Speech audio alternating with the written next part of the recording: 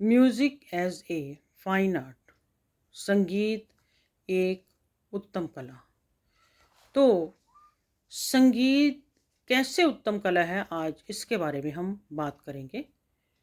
ललित ललित का नाम है सुंदर और संगीत एक कला का नाम है। तो music as a fine art, तो संगीत एक ललित कला, इसके बारे में हम ये कहेंगे कि संगीत अन्य कलाओं से कैसे सुंदर है, कैसे अभिन्न है, कैसे अपना अलग स्थान रखती है, इसके विषय में हम बताएंगे।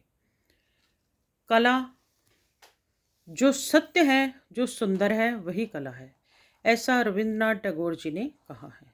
जो सत्य है, जो सुंदर है, वो कला है। और मैथिली शरण गुप्त जी के शब्दों में अभिव्यक्ति की कौशल शक्ति कला है। तो इस तरह से कला के बारे में अलग अलग विद्वानों ने अलग अलग बात कही है। तो संगीत की कला जो है, ये सब कलाओं में एक उत्तम स्थान रखती है। तो किस तरह से उत्तम स्थान रखती है? वो ऐसे कि जैसे कोई भी काम करना हो, किसी भी, तो हर चीज़, हर काम एक कला है। जैसे भवन निर्माण कला, पोएट्री है, और चित्रकला है, मूर्ति कला है, वास्तुकला है। तो इसी तरह संगीत भी एक कला है। हर काम अपने आप में एक कला है।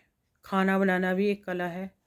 कोई चीज़ को निर्माण करना, चाहे वो भवन निर्माण है या किसी का चित्र बनाना है या कोई किसी का स्केच बनाना है, मूर्ति कला है। तो इस तरह से सभी कलाएं अपने आप में सुंदर है, लेकिन संगीत कला को सबसे उत्तम, सर्वोत्तम, सर्वोत्तम स्थान दिया गया है।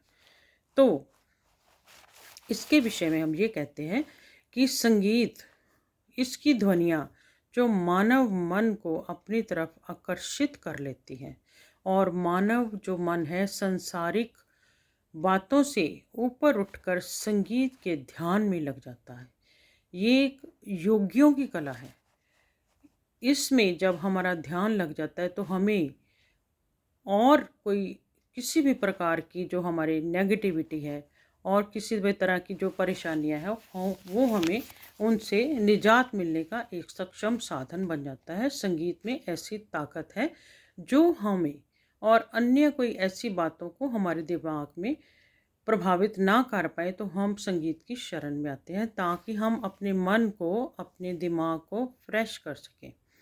क्योंकि संगीत में हम अपना जब ध्यान लगा लेते हैं, सुर में जब खो जाते हैं, तो हमारा ध्यान जो है संसारिक बातों से हट के संगीत में लग जाता है। क्योंकि संगीत में जो सुर को ईश्वर का नाम दिया गया है, और सुर की साधना ऋषियों मुनियों की एक जो भक्ति है उसके समान माना जाता है। जैसे हम सुर की आराधना करते हैं, हम अभ्यास करते हैं, सा का अभ्यास करते हैं, तो उस समय में हमारी जो सारी इंद्रियां हैं एकदम अपने अंदर अंतर मन को ढूंढने लग जाती हैं और अंतर मन में खो जाती हैं। उस समय हमें संसार की अन्य बातों का किसी भी तरह का ध्यान नहीं रहता। हम सुर में खो जाते हैं और हमारी जो आंखें हैं वो बंद हो जाती हैं। तो सुर का ध्यान ईश्वर का ध्यान है।